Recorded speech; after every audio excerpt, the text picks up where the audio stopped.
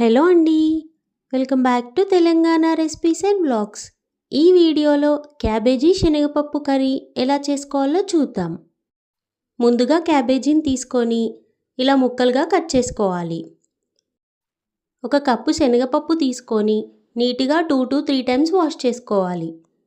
తర్వాత అందులో drinking water add చేసుకొని 1/2 టీ స్పూన్ పసుపు, కొంచెం ఆయిల్ వేసుకొని మీడియం ఫ్లేమ్లో ఉడికించుకోవాలి. పప్పు ఉడికేంతలోపు కడాయి పెట్టుకొని అందులో 3 టేబుల్ స్పూన్ ఆయిల్ వేసుకొని 1 టేబుల్ స్పూన్ జీలకర్ర, 1 టేబుల్ స్పూన్ ఆవాలు వేసుకొని ఫ్రై చేసుకోవాలి. అందులోనే పచ్చిమిర్చి, ఉల్లిగడ్డలు ఇంకా కరివేపాకు వేసుకొని హై ఫ్లేమ్లో ఫ్రై చేసుకోవాలి. 1 టేబుల్ స్పూన్ అల్లం వెల్లుల్లి పేస్ట్ వేసుకొని 2 మినిట్స్ ఫ్రై చేసుకొని 1/2 టీ స్పూన్ పసుపు వేసుకోవాలి. కట్ చేసిన క్యాబేజీని వేసుకొని ఫ్రై చేసుకోవాలి.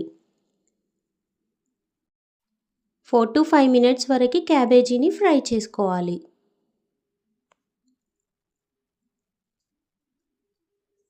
ఇప్పుడు ఉడికించిన పప్పుని క్యాబేజీలో యాడ్ చేసుకోవాలి.